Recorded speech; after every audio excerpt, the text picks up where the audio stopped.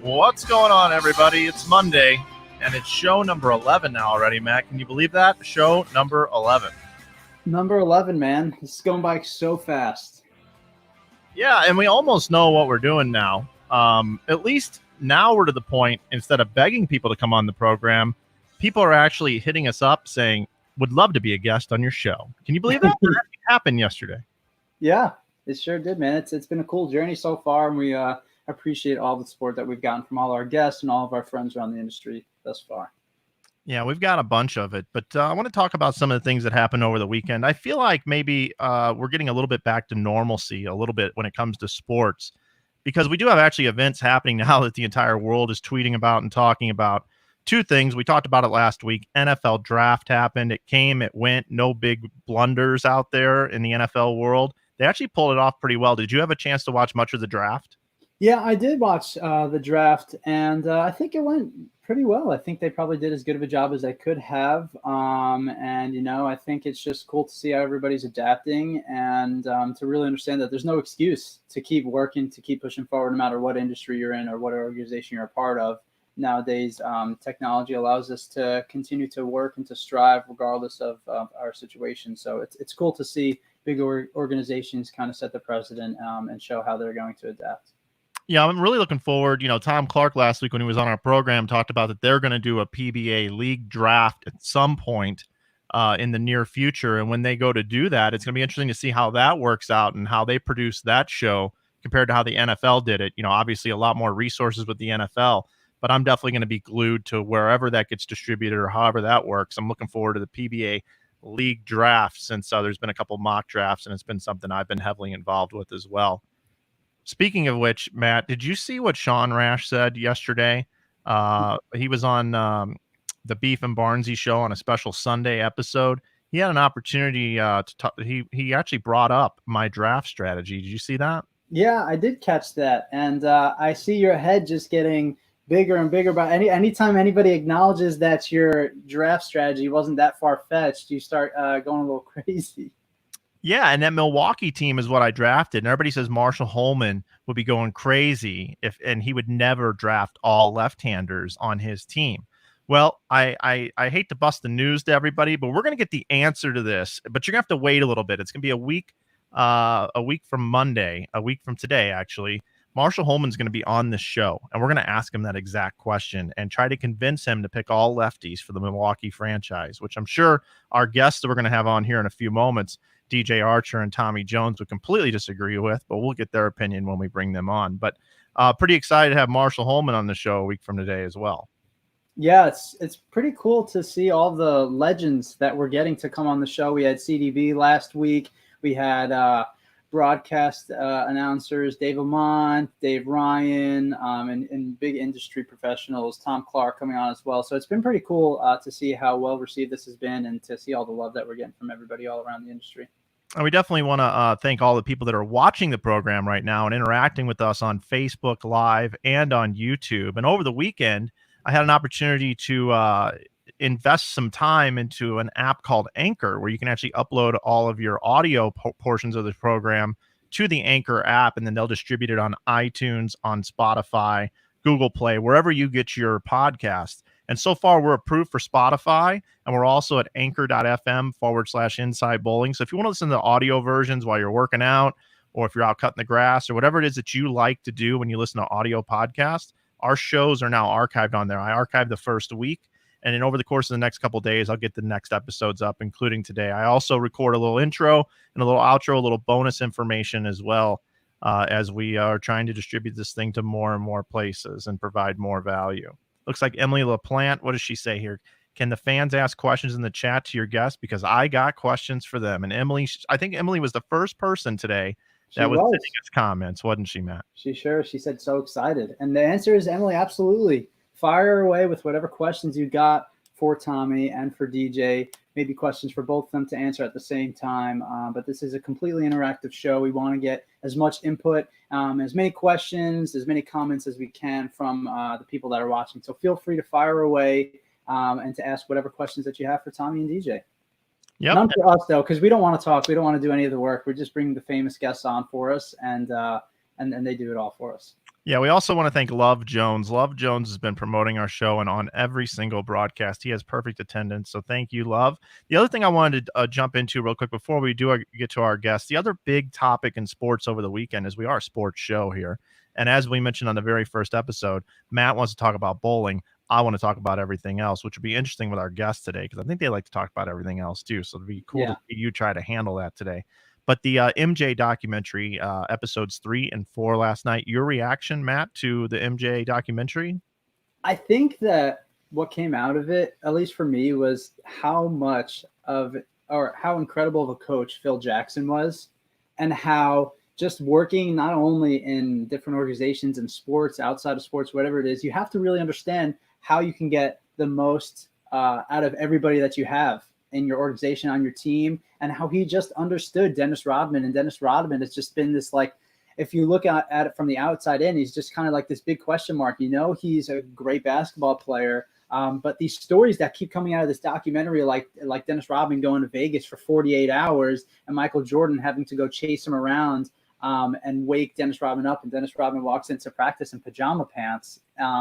It's just really cool, funny stuff that you obviously most people wouldn't have known without this documentary coming out. So I think that's really cool.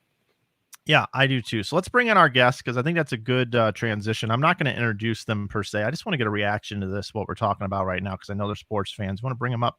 Matt, let's welcome in DJ Archer and Tommy Jones at this time. Guys, I want to start with you, DJ.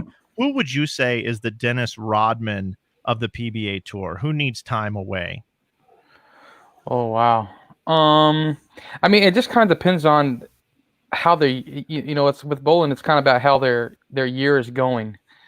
So if I had to say the Dennis Rodman of the PBA Tour, oh wow. That's a hard one. I'm gonna go with Simonson, because Simonson can be a little bit like, he can just go like, I don't want to say go crazy, but like he can just go off and just start like wondering. Like, I mean, he'll just like go walk around, or just like, I picture Simonson walking down the street in Vegas at like 3 a.m, like down on the old strip. Just, I mean, looking at these crazy people. So if I had to guess, I would say Simonson. And Tommy, what about you? Who would you think would be? Simonson's a good call, but I would go with Jacob, because Jacob's been known to go on a bender for about 48 hours before, especially at the U.S. Open the one year in Wichita when he bowled A squad and didn't have to bowl till C the next day, and he went on a bender and then came back and just put a big number up that night. But those are two. I'll agree with Simonson, but Jacobs with Butters would be my guy. See, and I would go Norm Duke, and not Norm Duke because of the way that he behaves off the lanes, but because Norm back in the day would bowl and win and then take 2 weeks off right afterwards and need a refresh. And that the vacation that he needed, for 48 hours, I kind of put that with Norm Duke. But guys, welcome to the program. Thanks for joining us. I know you guys have been watching every single one of our shows. What do you think of the show so far, guys? I think it's awesome, Mike. This is something that you're really good at. Something you've been doing for a while. So I appreciate, you giving us bowlers and, people, out there just something to tune into every day. And Farber's doing a wonderful job. He's a great, I want to say co-host to you, Mike. So you guys keep it up, and we'll continue to keep watching the shows. Tommy, I'm not gonna lie to my fans. I haven't seen one of your episodes. I've been playing golf, and I refuse to give Farber any kind of comment or any kind of credit like that. So compliment. So I'm just gonna keep it real here. just before the program, you shared with us, Tommy, that the reason why you're here on a Monday, and I just happened to ask you to come on a Monday, is because why? It's the only day you're available, I guess, right? Well, the golf course is closed on Monday, so Tuesday through Friday, if you need me, I'll be on the golf course. And unless you want to do this about 6:45 in the morning before I go, about 5:45 your time, I'm probably not gonna be one of the guests that you asked to come on. So Tommy, tell me, you two are quarantined together, is that right? You and DJ are together? Yeah, he's actually upstairs and I'm downstairs. So it's actually been pretty nice to have someone else here. Danielle's here, and I have my child and my dogs, and obviously DJ's been playing some golf with me, playing some PlayStation, and just hanging out. So it's good to have an extra voice here to kind of keep everybody's spirits up and have someone to talk to. Now, DJ, all bowlers become friends, even Farber in the upper right-hand corner here, as we've all become friends. But tell me a little bit about your relationship with Tommy Jones. How did you guys become friends, and how is it that you guys are so close that you guys can be quarantined together without killing each other? When I first kind of got out of college, and I went on to the tour, Tommy and I started becoming pretty good friends. At that time, he couldn't beat me. So he was like, I think I need to get you in my stable. So, he kind of brought me under his wings. And kind of after that point, we became really close. So, for about, 15, 16 years, we've been pretty much, like brothers. And, he's taught me a lot, on and off the lanes. And he just kind of took me under his wing. And, he's been a great friend throughout this whole time. And Tommy, is what DJ just said, is that true? Is that really how you saw it go down as well? Tell the truth. Not really. I mean, he beat me one best-of-7 match in Michigan one year. And, I was sick, had the flu, had my thumb had ripped open, all kinds of stuff had happened. But, everybody remembers their one Super Bowl. Some people just play more. Oh my God! The shots are fired. We're not wasting any time today. No, we're not wasting any time. We've got some bowling stuff. That's what people are here to listen to, and we will talk about some other things and get off topic a little bit later in the show. But let's start with Tommy Jones. Matt, I believe you have a moment recently that Tommy Jones has recently done here on the PBA Tour this year, arguably his greatest moment of all time. Let's pick it up here in the 10th frame at the Hall of Fame Classic. Let's watch this back.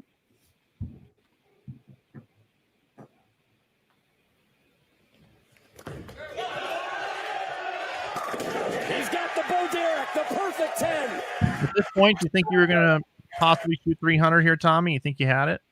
For sure. I was just hitting as hard as I could, and I'd already got a chance to get all excited because I'd struck in the ninth to win the title, and had a chance to kind of relax and everything else. And if I would be lying if I didn't tell you my heart was pounding out of my chest, but I was doing something max, and it was pretty much just getting it online. And DJ was actually there over to the right, and I could see him. He told me to calm down in between, and I had my mom, Ella, and Danielle over to the left. So it was just one of those weeks where everything was calm. Man, little technical difficulties going on here. Okay, so let's bring up the we'll watch the first shot again, then we'll watch the second shot here again. He's got the Bo Derek, the perfect 10. So you got the 10 in a row, and going into the 11th shot, you just said you thought you had this thing in the bag already. So 11th shot, what did you think of this one? That was pretty good. And then there, I kind of looked over and told Mike Albee, I said, it's on, because, I was pretty confident that, things were going to be okay. I was 100% confident I was going to hit the pocket. Whether or not it struck or not was going to be a different case. And I was trying. Oh, go ahead, DJ. Sorry, Mike. I was trying to figure out how we were going to spend that $10,000 at the casino that night because we were going to that was the plan. Is we were gonna after the TV show, we were gonna go to the WinStar Casino, and that's really all I could think about was, hey, Tommy, let's get this 10,000 so we could, have a good time tonight. But I mean, at the end of the day, I don't really cry too much in my lifetime, and that moment there is kind of when I, had a little, like a little hiccup, and I was happy for him, and it was a lot of fun to be there to see that. Funny thing about going to the casino was I didn't know the show was airing behind me, and we were sitting there, and I was playing poker at the casino, and this guy's like kept looking at me, and I was like, do I have like a hanger or something? What's going on? Like, something's wrong here. And he's like, finally, after about 10 minutes of him staring me down, he's like, is that you? And I was like, yeah, that's me, blah, blah, blah. And then we kind of sit there and chat, and I got to, kind of got to watch the show. I was trying to get a bet, and I said, hey, man, I bet this guy's going to get a strike here, and no one would take it. We'll take it back to this question here from Emily when she asked, how'd you keep yourself so calm and focused during that Hall of Fame Classic when you shot the 300? You looked so calm and collected during it. Well, obviously, after the ninth one, I looked over and DJ told me to calm down. And then, I got another minute kind of break to kind of tell Darren, hey, good game, you're going to win, things like that. Then I threw the 10th one and then came back and kind of just told just kind of did like this, everything calmed down. And then after the 11th one, I took a re-rack just so I would have an extra, 15, 20 seconds to get my emotions back in check and just kind of focus back on what was going on. Yeah, I believe you have another. I don't know if you have a follow-up question for Tommy, but we also have something for DJ here. He mentioned that he was crying about Tommy's thing. Yeah, just one quick follow-up question for Tommy. You said you knew you were going to hit the pocket on that level shot. Like you could tell throughout the game, you knew you were lined up, and it was just a matter of whether or not you were going to carry. You told me a story one other time, or the beginning of a story, that there was one tournament you were bowling where you couldn't sleep the night before because you knew you had the berries and you knew that it was game over. You were going to win no matter what. What's the full story behind that? Because I only heard that little tidbit. So we were bowling in a World Bowling Tour in Saudi Arabia, and the format was 8 games. I think we were down to 16. It was 8 games that were cut into 5, but there was only 16 bowlers at that point. And the day before, I'd kind of limped through qualifying, and then the previous round, because they do rounds by the day there, I had moved a little bit right and started throwing it as hard as I could throw it. And nobody else in the field could throw it that hard. So I was like, I have it, because I led that round by 200 pins in 8 games, which is a lot. And then came back the next day, and I just knew that I had it. But we're on a different time zone. Got to throw it hard, and it was just really hard to get my brain to shut off and sleep. And I actually didn't lead. Michael Mack led. He bowled unbelievable. He beat me by 20. And then over there, you have to beat the person who leads twice. So I won the semifinal match, and then I had to beat him twice. But if you know you got it, there's not very many times in life that's happened. That was the only time I've ever not been able to sleep because I knew I had it. If I'd had to go take a nap before the 10th frame and come back and get loose the next day, it would have probably been a similar scenario. Got it. That's cool. And DJ, shifting to you now. You said you don't really get emotional. You're not really a crier. I want to pull up this victory of yours from 2014. And, it's funny that you said that, because when I think DJ, I think of cool, calm, collected DJ. He just likes to wear, sweatpants, some Jordans, and just walks around. He's just chill. He's just too cool for everybody else. But in this win at the Chameleon Championship, you get really emotional. So I just want to watch this and maybe talk us through it, talk about what was going on in your mind and your life when you get up here or when you're going into this event. Yeah, that's a good question, Mike, because, leading up to that event, a few months prior to that, my mother had passed away. And that's something that she always wanted me to do was to be successful and to win a title. And so this tournament was really, it kind of, I had a chance early on in my career to win. And, I was young and I was nervous, and it was at a major. So I felt like this was a good time for me to kind of put my foot through the door. And, it's kind of like what Tommy was saying about that is, normally when obviously this was a long time ago, so I throw it a little bit different than I do now. But I felt like this was my tournament to win. And what's crazy about this is, we had the qualifying for this event about 4 days prior to this, and I kicked one of the bags, and I almost broke my right toe. So it made my legs go really slow. That's probably the best shot I've ever thrown in my entire life. You nutted all 3 of these in the 10th. Like, there's no doubt off your hand in any of these. Right, and that's the thing that you grow up, and kind of like what Tommy was talking about. I just felt like that was my time, and like I said, I felt like that was the best shot that I threw throughout the whole game, and I stayed down and I made a good shot, and unfortunately, what was crazy is Ronnie had bowled 300 the game before that in the shootout round, so I felt like that was on my side as well, because normally after someone's bowls 300 they kind of have a little letdown, but Right. it was just it was my day. So Yeah, I knew this one was a guaranteed strike because you kept that trail leg on the ground, and I was like, shoot, if DJ's gonna keep that trail leg on the ground on this one, it's game over. And you could tell like how emotional. You don't even know what to say or what to do, and you give Dell a big hug here. What kind of role do those tour reps, play when it comes to being out on tour and giving you guys not only just like bowling support, but emotional support and just like support as a friend? Yeah, Dale and I are pretty close, and back then, like I said, 2014, we wasn't as close as we are now.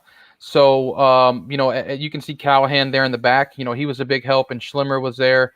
But I wanted Dale to be by my side because he knows a little bit of. I mean, he knows about me.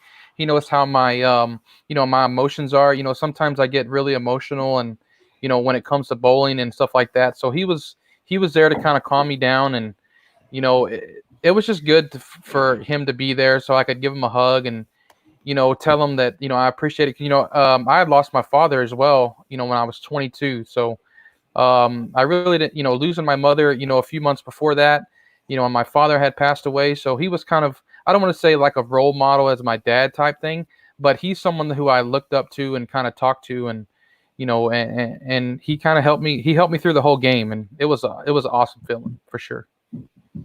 DJ, I was there that day. You and I go back until, I think I was trying to figure it out before the show. I think I was about 16 years old, and you and I met each other at a junior regional tournament. I think somewhere in the South. I don't remember if it was Texas or Baton Rouge, yeah, Louisiana. And we've known each other a long time. Yeah, for sure. And I remember that particular day I was working for Storm and Roto Grip, and you got the W with those guys, and I was handling the media that day like I do now currently for the Brunswick family of brands, and I got to interview you right afterwards, and that was a special moment for me for sure, and really came full circle there. I was really proud of that moment for you. Yeah, and it's just kind of one of those things, and I look back at it all the time because I only have 2 wins, so I haven't. I haven't been, like Tommy and, a bunch of other guys who have a lot of titles. So when I get those moments, I try to cherish them a lot. And hopefully, moving forward, I'm able to capture, a few more titles. But, if not, I'll look back at that one. Obviously, that was my first one. So that's one that I'll remember the most. And then I have a doubles title with Bob Learn where, I always give him a hard time. He almost threw me in the river. He missed a 10-pin in the 9th frame. We were bowling Walter Ray and EJ, and we had pretty much the match sewed up, and he left a 10-pin in the 9th frame, and I think he made the nickel, and he pretty much just had to, at that point in time, I had to, get a mark or a strike in the 10th. I can't remember, and I was able to do that, So yeah, I just. I only have a few of those moments, so, I'll cherish them, until the day I die, and, we'll go from there. Yeah. Tommy, let's talk a little bit about DJ for a moment. Obviously, you've been friends with the guy for a while now, and he's like a brother to you. He's got an unorthodox style, you would say, on the PBA Tour. Either DJ's got a good look, or he's pretty much lost and clueless from what you've seen over the years. It's feast or famine with DJ style. What are some of the strengths of DJ's games, and why does he only have 2 titles on tour? A couple weaknesses that you talked to him about. Well, DJ likes to play inside, so whenever you get to play in and the lanes transition and you can throw it slower. He's normally ahead of the transition, so his scores are higher. So I think he led that tournament. But when you play in, it's really hard to keep your hand underneath it and get it rolling. So when the patterns are shorter and the patterns are a little more crisp coming out of the pattern, he can't really roll it enough to kind of survive. He can still keep up late, but the guys on tour are so good that he just gives too many pins away early in the blocks. But with that being said, there's specialists out there, and he still gets some checks those weeks to survive, and then waits for his week and is there to take advantage of it. He still makes some shows whenever the formats are. It doesn't matter the format. If it's long format, short format, whatever. If he gets to play in, he's a factor from the get. That's sweet. Yeah. And he also gets picked on the PBA league every year, which goes to show the type of teammate that he is as well. Yeah, I mean, he keeps everybody up. He's funny. I can't say that we probably had 2 spats in 20 years, but we love to be around each other. We have a good time. He always keeps me laughing and everything else. And funny that Matt said that he keeping his trail leg down. Anytime we go practice, that's what I tell him. I say, hey, you got to keep your trail leg down, because if he keeps his trail leg down, he can throw it much harder. If he gets his trail leg up, he just gets everything ahead of him. He can't throw it hard. And I make fun of him all the time that something that size can only throw it 15.5 miles an hour. I don't get it, because it doesn't make any sense to me. I mean, you got a semi going to the foul line. You'd think you'd be able to throw a 15-pound object pretty, a decent speed. That's the first thing I thought about when Matt said, man, his trail legs stay down, because, Tommy's right. Every time we go practice, he's always like, hey, man, focus on keeping your trail leg down. And, that's crazy that Matt just, pointed that out on seeing one shot. So Matt's got a pretty good eye. He's been around some pretty good coaches, and that's what you get for freeloading with the O'Keefes for 2 years. You learn those things pretty quickly. Yeah. So got a good eye, and we've had some good times at Team USA camp where, we've done some work together, and Matt's seen some things that I do wrong, and O'Keefe, everything is. So you can tell the guys that bowl and have a good eye. Yeah, but I will say one thing is that regardless of the fact that I may be able to see some things, I'll never tell you guys to do some like versatility drills, and I'll never tell you guys really be better bowlers, because I'm not going to make the same mistake that my fellow buddy Andrew Anderson made that one time. I don't know if we want to get the details here, but it was really honestly one of the greatest days of my life. We're sitting there. We just got done bowling the World Championships in Hong Kong. Meanwhile, the lanes are brutally impossible, and Barney is missing the head pin in both directions, and he's just on tilt. They were the hardest I've ever seen them. Like, I've never bowled a tournament for the whole week that they were that hard. Bowled the week, and then Barney had actually set up an exhibition for me and him and Andrew to go over to another bowling center, stay like 2 more days, paid gig, do the whole deal. We're sitting there, and there's like a little prize fund, and we're like, hey, we're just going to go out here. We're going to chop this prize fund up, but we're going to bowl for a little bit. Somebody's going to win, blah, blah, blah. Barney is still bowling terrible, and they are stonewalled. You can't miss the pocket. And Andrew looked at him with a straight face and said, hey, Chris, if you want, I got some versatility drills for you if you want to try those. I lost it. I didn't know what to say. I was like, wow, okay, whatever you say, buddy. It was great. Man. Yeah, now he goes by the nickname Eileen.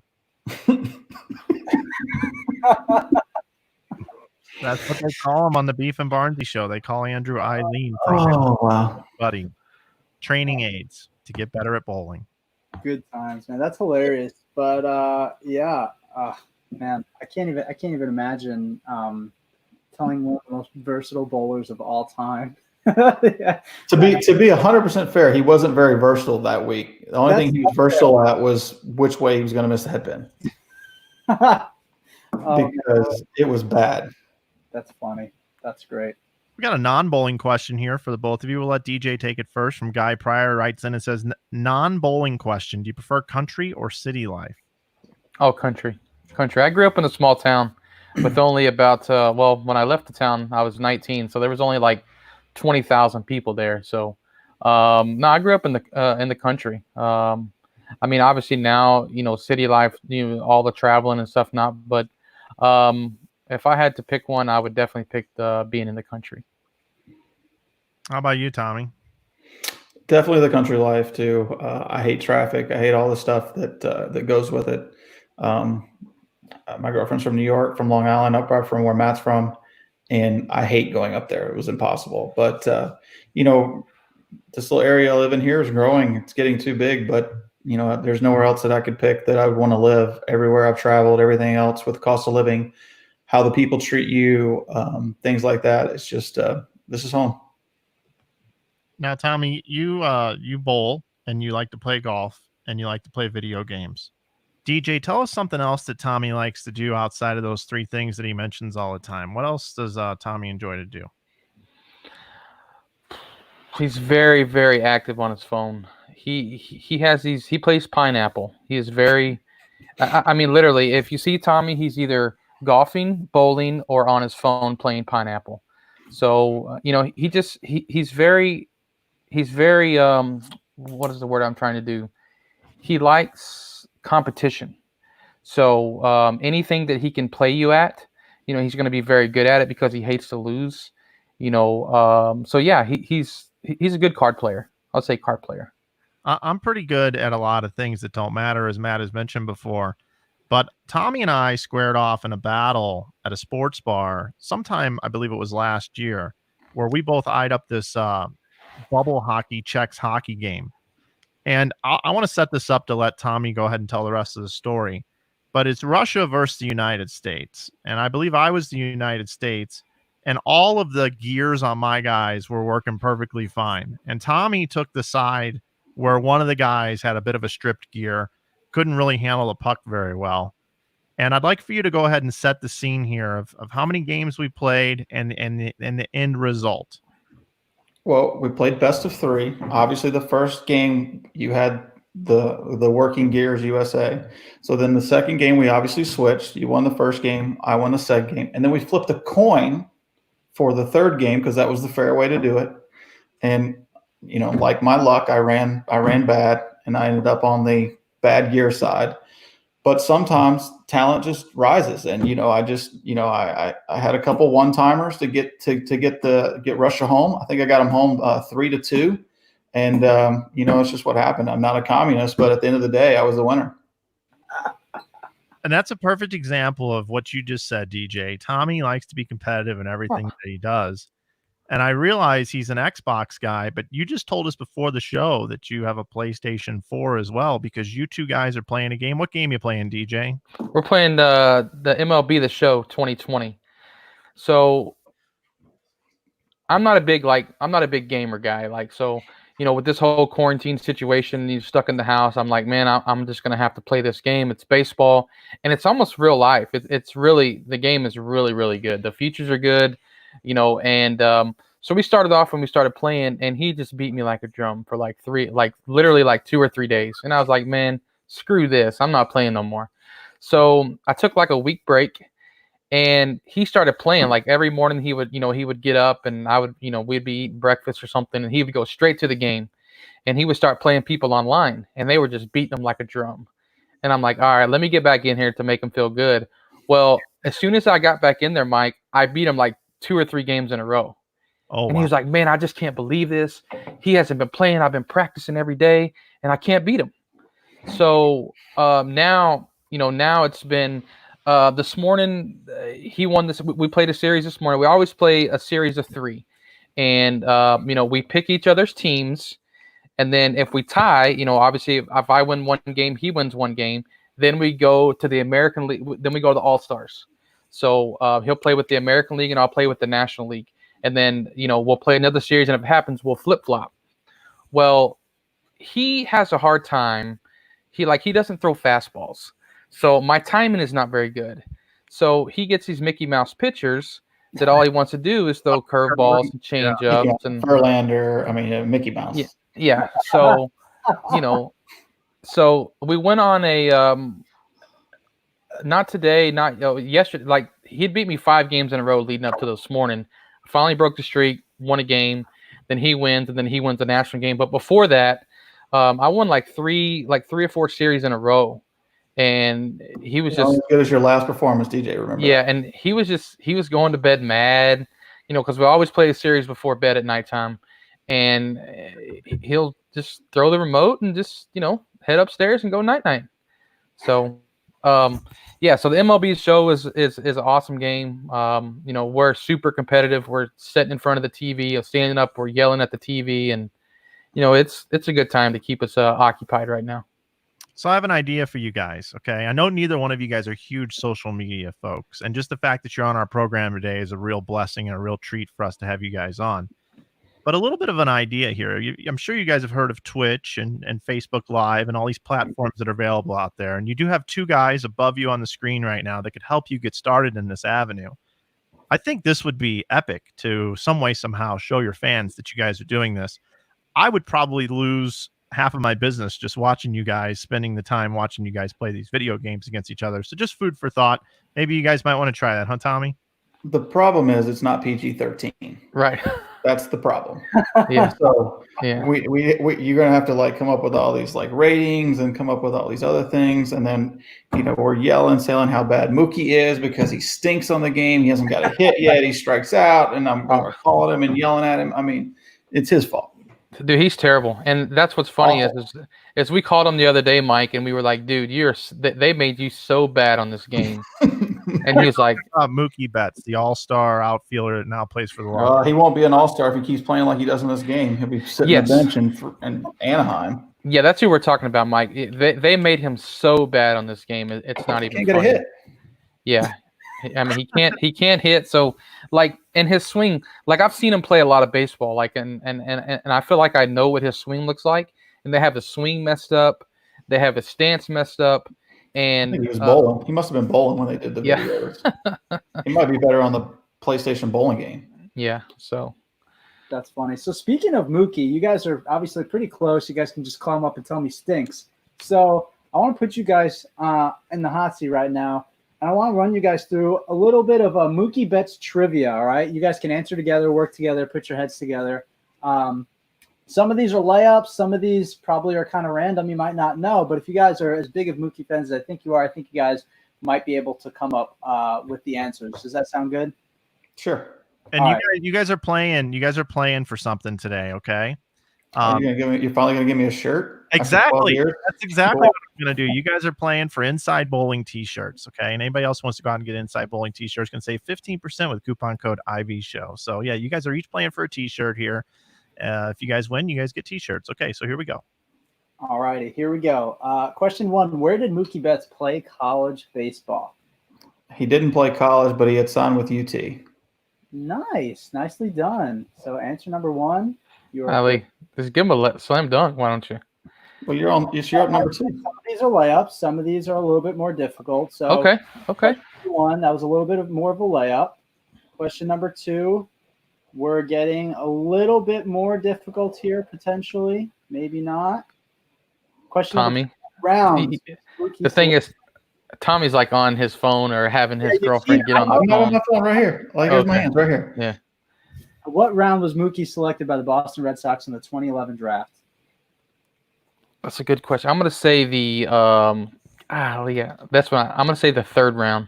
You guys can coordinate together now. Remember? Yes, we're playing together. Yeah, I want to go 1-2. I have the odd. He has the even. We see who gets the most. We're competing. That's the way this is going. Yeah. Oh, okay. So they're competing. I like it. I'm going to say the 3rd round. DJ, 3rd round. Tommy? I say he was drafted in the 4th round. All right, and the answer is the 5th round. 5th round, yeah. So I get should I get the point because that was closer? No. This isn't horseshoes here. This is. I mean, at that time we only talked to all-stars. He was a 5th rounder. You guys are brutal. All right, 3rd question here. So if you guys didn't know that one, this one's going to be a little hard. All right, what pick in the 2011 draft was Mookie? Well, 5th round, 172. I'm going to say 152. And the answer is Tommy, 172. Oh my! Well, that's so. That was a straight shot in the dark. Just by doing numbers. This is unbelievable. I'm good with numbers. Go ahead and send that shirt. I'll take a medium husky. Medium husky. We got to talk to Nate, see if we got some medium huskies left over. All right, question number 4. Which team did Mookie hit his first career grand slam against in 2014? Go ahead, Tommy. I think I know this one, actually. This is your number 4, bro. It's your question. I'm going to say Baltimore.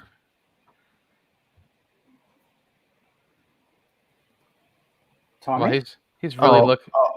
He's really looking at them. I'm not looking right here. Yeah, hands up here after you just typed the question into Google. Okay, look. Pull up my phone. Nothing here. Jesus.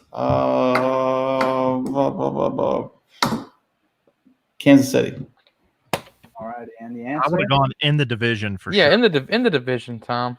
It's either Baltimore or Toronto. It's one of those two. All right, and the answer? The Tampa Bay Rays. Oh, there you go. So you're 0 for 2, so I've almost got you shut out. Yeah, we've only got 2 more questions here. Oh, So- I got you shut out. You're dead. Question number 5. What is Mookie's real name? Marcus. Marcus.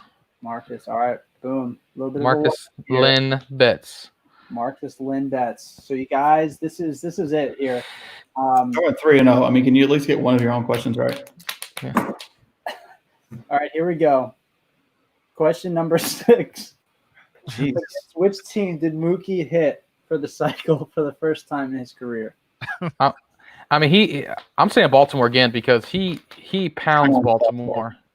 Yeah, didn't he hit 4 home runs in like one game? Or Yes. Yeah. Him at Camden Yards. Well, I don't want to say Camden Yards, but he loves that park. Like he has like 11 homers at Camden Yards out of 100 or something. It's pretty sick. I'm gonna say Baltimore, Farber. All right, CJ. I'm okay. So I will go Baltimore too. And the proper answer is the Toronto Blue Jays. Okay. Well, I mean, I got my questions right, so that's all that matters. Thanks for playing, Bob. The winner of today's T-shirt from InsideBowling.com is the young man in the bottom right-hand corner, Mr. Tommy Jones. Congratulations, Tommy. It was awesome. You know, I appreciate all my fans coming out, but the 172nd pick out of your straight from no man's land is pretty impressive. That was a great guess. That was a great. I did the math in my head. You know, got to do that. Got to do it right off the dome. So let's follow up with this Mookie stuff. So you guys are like really close friends with Mookie. How did that come about? I guess I answer that first. So the first time he bowled the World Series of Bowling in Reno, me and Cameron Doyle. So Cameron Doyle was like, they lived close together, so they were pretty close. And I just asked Cam one day. I said, "Hey, man," I said, "Do you mind?"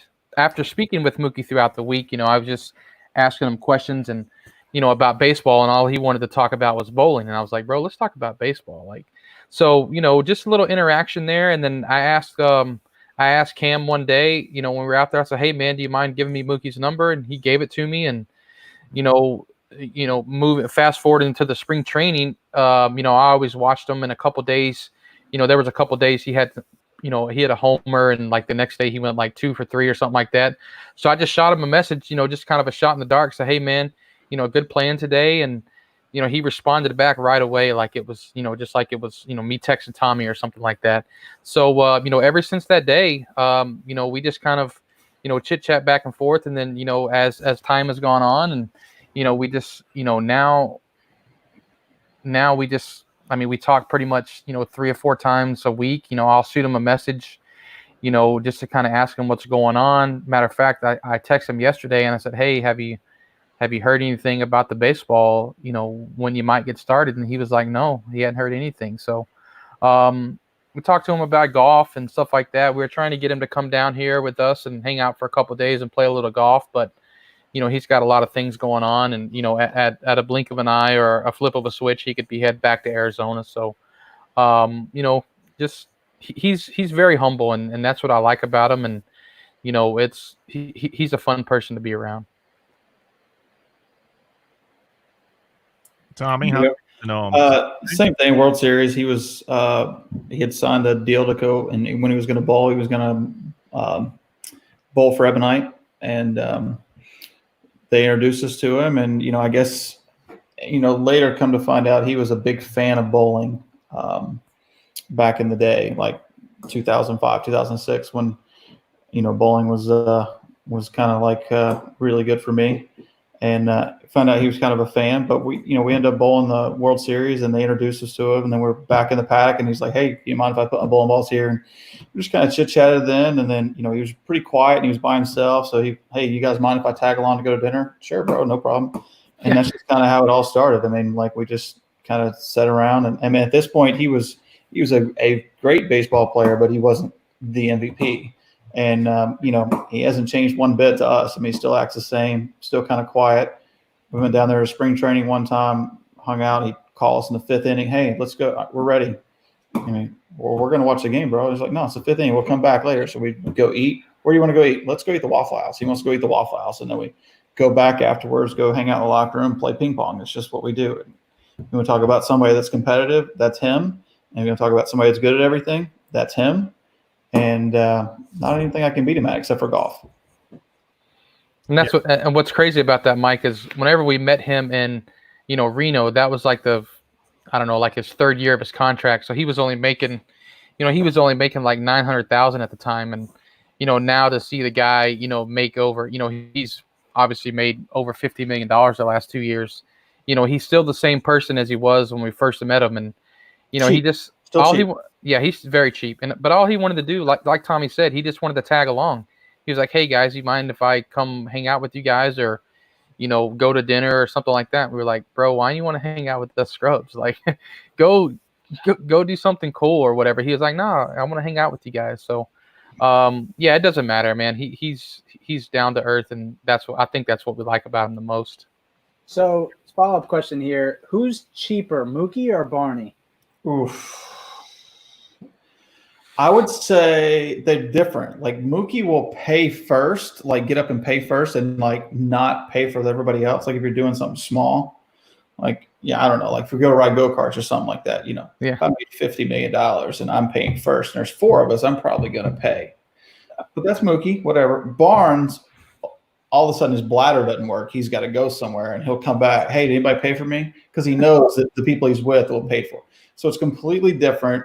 But they're both very similar. Yeah, I've never really been with, obviously I've hung out with Barnes a lot, but I've never been to dinner with him.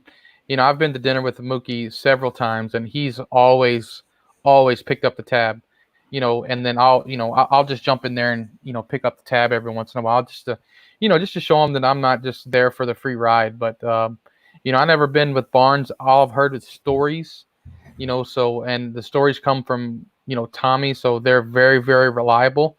So I would probably have to say Barnes is cheap.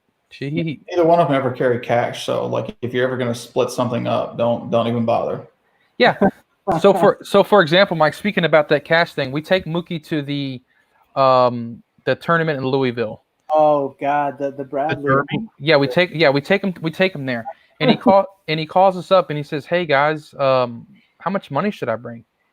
And we're like, "Oh, I mean, if you're going to get into the brackets, whatever the entry fees, this and this, just bring like $1,000." So he shows up with like $400. We were like, "Dude, what are you doing?" And then another example, he came down to Texas with me last year to bowl like three tournaments around New Year's.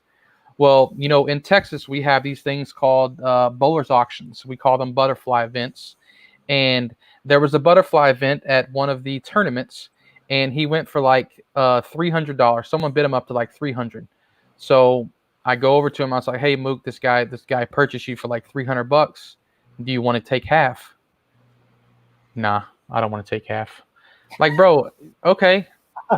Let me take half. Let me pay for you so you can have half of the action. So it's just, he's. But I guess rich people. I mean, times. But he doesn't do it on purpose. That's just who he is. I mean, he comes from his upbringing. He's just his mom and dad are amazing people. They just dad worked for the railroad. Mom worked in the school. In the school business, the school industry, I guess, whatever you want to say, education. And that's just the way he is. But he's a super nice guy. I've been told by C.J. Anderson, rich people don't carry cash. So I guess that's true. Like C.J. Anderson, the football player, he bowled a regional one time, and he said we were sitting around having a conversation, me and Dino and a couple of other people. He was like, "Yeah, rich people don't carry cash." I was like, all right, bro. Like, so I guess rich people, or billionaires or whatever you want to call them, they don't carry cash. I guess not. So I've got a whole bunch to go with here. First of all, there were a couple of hilarious comments that came in.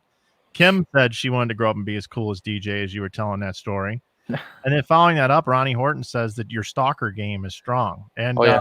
and that that you just started, hey, can I get Mookie's number? And Yeah. you started texting him, and then he responded back. And so that's cool. And then the other thing that I wanted to say was you guys gave me an opportunity. We've become friends as well, I think, anyway. And you guys gave me the opportunity. You invited me to go to Top Golf with you two, and Mookie was there as well. And I just wanted to share that experience. It was so cool being able to play for like 2.5 hours with Mookie Betts and you guys, of course. But I asked Mookie a couple of questions there that night. And I asked him, the first question I asked was, do you exchange jerseys with other players when you play against them? Do you do a jersey swap or anything? And he said, no, I don't do any of that. I just go out and play ball. And I thought that was really interesting that he said that, because I think I'd be wanting to do some jersey swaps. And he said, the only thing I do is I keep a couple of my own jerseys, and I want to be able to look at them later after I retire and say, this was me. This is what I did. And for my kids, when I get older, they'll have some things that they can have as well. And I thought that was cool. Then I also asked him about baseball cards and asked him if, he's got any of his own rookie cards or anything like that, or if he collected other players' cards. And he said, no, not at all. He just wants to seriously get out there, play baseball, and that's it. He just wants to play baseball, have a good time, not have to deal with the media, not have to get on social media.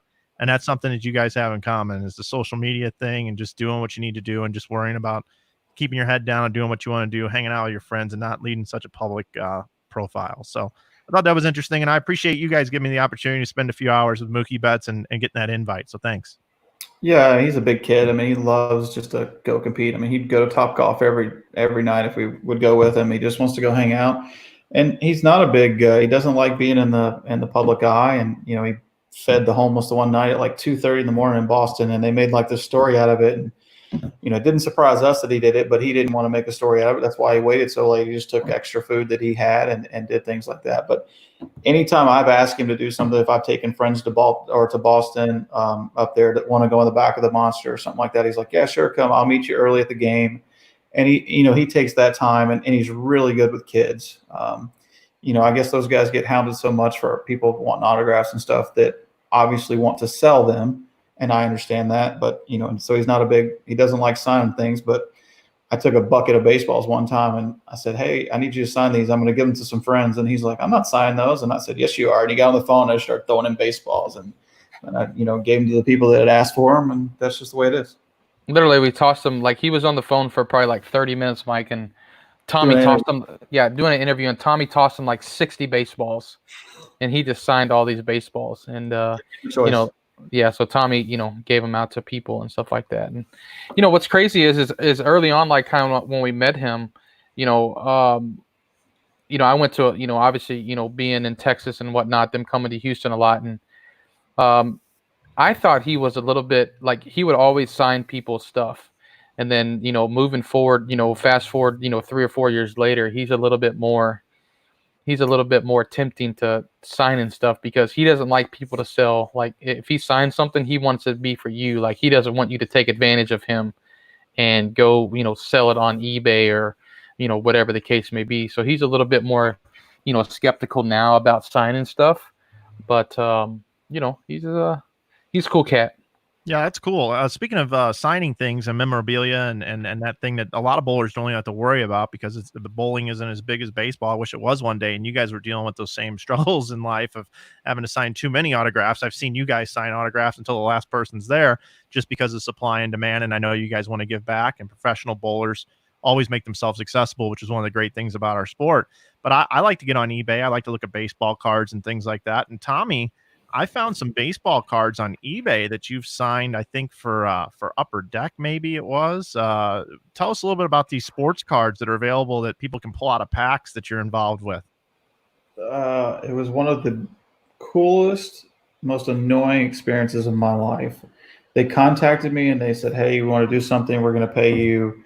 I don't even remember what the number was, but it was a decent number to sign 2,500 baseball cards. I'm like, okay, all I got to do is sign them. Well, I didn't realize what goes into that. send these things, and I have it all spread out. They send these specific pens. You have to sign them, then you have to number them, and all this other stuff. And next thing you know how long it takes to sign 2,500 baseball cards? Yeah. And you actually have to make sure, because if you're in line at a PBA tournament to get, and you're the 10th guy that I'm signing a pitcher or something for, it's not quite the same. I'm not going to lie. It's quick. I lost the Y a long time ago. So now it gets even quicker. But yeah, 2,500 baseball cards, and it was cool, but it took me about a week. Yeah, well, I've seen these things online, and I'm thinking about picking up a couple of them. Do you think that your value is going to go up over time? After I do this, I think that I have doubled my net worth just by doing this video with you. Mike, is that a lot of, like, what do you have there in the background? Like, is that a lot of? Yeah, I've got some can of worms here that you can't close. Yeah, I've got Funkos. I got baseball cards back there, some signed bowling pins, some toys from when I was a kid, some rare bowling balls. One of these days, I'm going to set up my studio here as we're just on episode number 11 so that people can see this stuff a little bit more. But yeah, I'm just in my office, and I like to collect stuff, and you guys know that. Right. Yeah. So, guys, we're about out of time today. I really appreciate the time, and we really didn't know where this one was going to go because we're all kind of buddies, all four of us. And I want to give you guys an opportunity now. You guys have a lot of people to support you and sponsors and things like that. So we'll start with DJ. Who are you involved with, and who would you like to thank for still keeping you active in bowling even during quarantine? Storm Bowling has been behind me, for the majority of the last, 7 or 8 years. Even when I wasn't on contract, I always threw their bowling balls. And before that, I was with Hammer. Brian Graham had taken me in whenever he was there. Then now he's moved on to Brunswick, and I moved on to Storm. So Storm Bowling, Turbo 2-in-1 grips, they've been with me, pretty much since day one. I've really never tried any other grips, besides Turbo. So, they're keeping me going, and I'm looking forward to kind of getting back onto the lanes. We were goofing around earlier about, me being like 90th of the points. This past year was a little struggle. I started off okay, and then I had a little rut where I bowled bad because we're using urethane balls every week, which was just irritating. But that's a whole nother story. But yeah, it was a rough year, and then it came to a close, early with the quarantine situation, and we only had one tournament left. But we're going to sweep that under the rug and kind of get ready for the next go around. So hopefully I get picked on a team, up there in Maine, because that's an awesome experience, and I've had some success in that building. So looking forward to that if I get the opportunity, and then the summer swing, we'll be ready to go. Tommy, how about you? Well, I think most of you know that I've never thrown another bowling ball on tour other than from Ebonite. And, now with the acquisition of Ebonite by Brunswick, obviously I have to thank the brands of Brunswick for the way they handled the whole situation, keeping everything and letting me continue to wear an E on my chest. Vice, High Five, Genesis, you guys have always been great to me. I've been with you guys for many, many years, and hopefully I have many more to come. All right. Awesome. Well, guys, thanks for coming on the program today. And we didn't even talk about dancing. We didn't talk about gambling. So we'll have to have you guys back on at another time. But thanks so much for your time today. Good luck on the golf course the rest of the week. And look forward to seeing how you guys end up doing on MLB The Show 2020 against each other. The Twitch. We're going to do the Twitch. You guys stay tuned. Yeah, hit us up. We'll hope you guys get that going, because that'll be fun. I actually have an account on Twitch, so. Over, man. Yeah, I do. Yeah. Well, thanks for having us. And remember, I'm available any Monday you need or any Tuesday through Friday, depending on rain. All right. Thanks, guys. Talk to you later. All right, Matt. So that's Tommy Jones and DJ Archer today. I knew that would be a fun one. What did you take away from today's show? It's always cool to hang out with Tommy and DJ. They're hilarious. They're even funnier when, it's not necessarily PG rated. But when it's always a good time hanging out with Tommy and DJ, and it's grateful that they were able to spend some time with us on today's show. I didn't know that we were going to talk about Mookie Betts for that long. That really wasn't my intention whatsoever, but you can just see those guys' eyes light up. DJ mentioned that when he met Mookie, that he wanted to talk about baseball. and Mookie wanted to talk about bowling, and they were feeding each other back and forth. I could just imagine how they changed subjects with each other. Yeah. And we heard that same thing from Burkett, and actually Tom Clark was telling us about how Burkett doesn't want to ever talk about baseball, just loves bowling, and vice versa to anybody that he talks to. So it's pretty interesting how that is. And, you can also take it, you've noticed over the years that sports stars in general love to be around actors, and actors love to be around sports stars. And I think it's like that with sports in general as well. Yeah, and I think especially in bowling too, bowling doesn't really get meshed with, other big time athletes from a lot of other sports very often. And so when you have the opportunity to be able to meet somebody, not only that's just a professional athlete in another sport, but is like one of the best, right? I mean, Mookie's one of the best baseball players in the world. And to be able to be not only like acquaintances with him, and I know when I saw him at that Bradley tournament and he came up to me and he dapped me up, he's like, "What's going on, Matt?" And I was like, "Yo, Mookie knows that I exist." That's pretty crazy, right? It's pretty crazy to think about. So I think it's really cool for bowlers, and it just speaks to more to the opportunities that can come out of bowling. There are so many things that you can do with bowling and amazing people that you can meet. And Mookie's just a stand-up guy. He's just so cool and so nice. So it's cool to see other professional athletes in our sport link up with professionals from other sports as well. I also love the competitive nature of bowlers in general. And you and I are both competitive guys. And there's just something about a bowler being an individual sport, money exchanging hands for entry fees or bracket money. A guy like Anthony Simonson in the Simonson documentary talked about how, this was all the money I had was in brackets. I could barely eat a cheeseburger, and I had to perform to be able to eat and go home and pay my rent or wherever I was going to stay. Yep. And that's a constant amongst all bowlers, it seems like. And you really see it with Tommy Jones and DJ. Those guys, I mean, they were breaking it down. Every morning we wake up, we play a 3-game series. If it's 1-1, then we go all-stars, and then if it's tied again, we got to go all-stars again. And then, to break down that bubble hockey game that Tommy and I had, a year and a half ago, exactly the way that he broke that down. And the way I set it up, knowing that, what the handicap was going in based off of whether or not Russia or the United States had the gears the right way. I mean, that's just how we are. We are very sick people. Yeah, very detail oriented. I don't know if I would say sick, but detail oriented for sure. And I think it's just, it's how you do one thing in your life is pretty much how you do everything else. And we're going to be competitive in bowling on the lanes, and we're going to be competitive in ping pong, and we're going to be competitive in video games, and honestly, probably more so in the other things than in bowling. Like, I don't know about you, but the things that I don't really do often, or the things I'm not really great at, like cornhole. When I'm playing cornhole against somebody, I'm screaming and yelling and I'm chirping at you and I'm doing everything that I can to win. So it's really fun, especially being around guys like yourself, Mike, and Tommy and DJ. It's really cool. Well, we're about out of time, Matt. I appreciate you coming back and doing the show again for episode number 11 here. We'll be back tomorrow with Adam Barter, which should be a great show. Can't wait. Adam Barter's a great dude. So thank you guys for tuning in. Remember, head on over to InsideBowling.com. Use code IBShow for 15% off.